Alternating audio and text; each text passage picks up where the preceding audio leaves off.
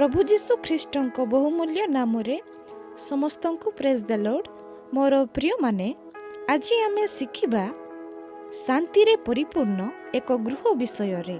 मोर प्रिय माने आमे गृह रे किपरि शांति आनी परिबा, पुणी शांतिर परिवार किपरि गठन करि परिबा एहा आलोचना करिबा।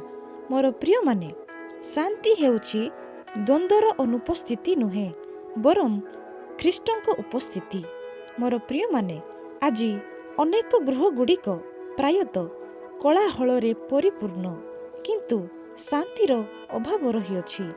चापर समय सारणी एवं आशा आनंद हरण करनिए, तथापि प्रभु जीशु ख्रीष्ट आमको एपरी शांति प्रदान करती जहाँ जगत आमको दे पारिबो नाही। मोर प्रिय माने एथिरो आमे बुझिबा पई चलतु बाइबल रू किछि अंश को पढ़िबा।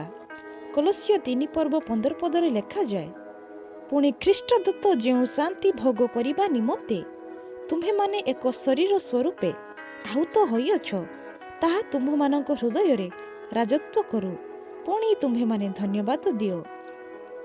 आउ जोहन लिखित सुसमाचार 14 पर्व 27 पदरे लेखा जाए, मु तुम्ह मानक शांति दान करी जाऊ अछि, मोहर निजर शांति तुम्ह मानक दान करूअछि।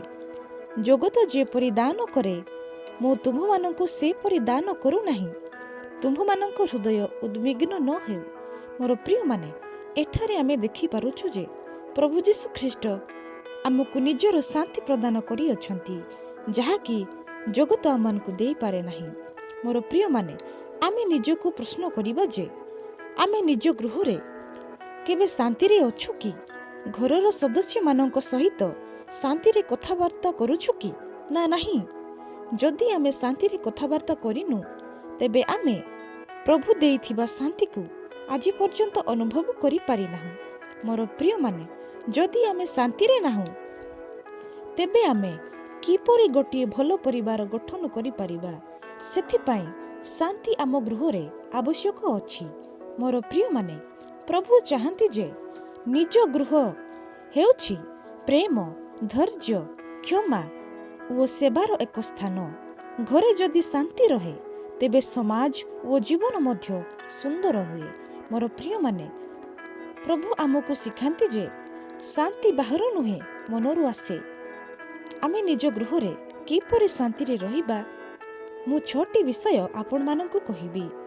प्रथम विषय होछि प्रेम ओ सम्मान रे रहिबा।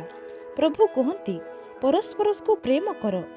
परिवार स्वामी, स्त्री, पिता, माता, पिला माने समस्ते जदि परस्पर को सम्मान दे कथा हुअंती तेबे विवाद हुए नाही।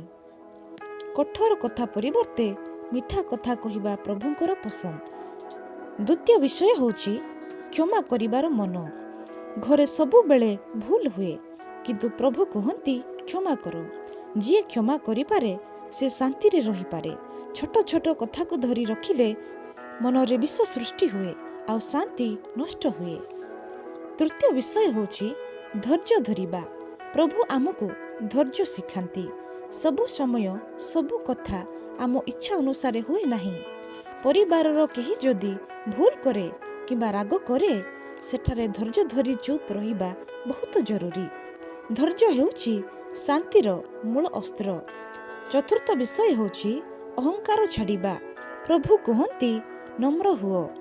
मु ठीक से भूल एभली भावना परिवार को भांगी दिए। अहंकार छाड़ी जदि आमे निज भूल मानि नेबा तेबे शांति आम घरे आपे आसी थाए। पंचम विषय होछि सेवा ओ त्यागर मनोभाव। प्रभुंक दृष्टि रे महान हेबार अर्थ सेवा करिबा। घरे जदि प्रत्येक जणे अन्यंक सुख पई भाबती तेबे कष्ट रहे नाही। छोट त्याग द्वारा बड़ शांति आसे। षष्ठ विषय होछि प्रभु कहती सबु कथारे प्रार्थना कर। परिवार सहित मिसी प्रार्थना कले मन शुद्ध हुए, राग हिंसा दूर हुए। प्रभु उपरे आस्था रखिले समस्या मध्यरे शांति मिले। मोर प्रिय माने प्रभु चाहती जे गृह हेउछि एक छोट स्वर्ग। प्रेम, धैर्य, क्षमा, नम्रता, सेवा ओ प्रार्थना एही सब जदि ଆମ ଜୀବନରେ ଆସେ, ତେବେ ଘରେ ନିଶ୍ଚୟ ଶାନ୍ତି ରହିବ। ମୋର ପ୍ରିୟମାନେ, ଖ୍ରୀଷ୍ଟଙ୍କ ଶାନ୍ତି ହୃଦୟକୁ କ୍ରୋଧ ଏବଂ ଭୟରୁ ରକ୍ଷା କରେ। ଏହା ଝଡ଼କୁ ଶାନ୍ତ କରେ ଏବଂ ବିଶ୍ରାମ ଆଣେ। ମୋର ପ୍ରିୟମାନେ, ଏକ ଶାନ୍ତିପୂର୍ଣ୍ଣ ଗୃହ ପରମେଶ୍ୱରଙ୍କ ରାଜ୍ୟକୁ ପ୍ରତିଫଳିତ କରେ। ଏହା ଜଗତ ପାଇଁ ସାକ୍ଷ୍ୟ ହୋଇଯାଏ, ଏକ ସ୍ଥାନ ଯେଉଁଠାରେ ଖ୍ରୀଷ୍ଟ ପ୍ରକୃତରେ ରାଜତ୍ୱ କରନ୍ତି।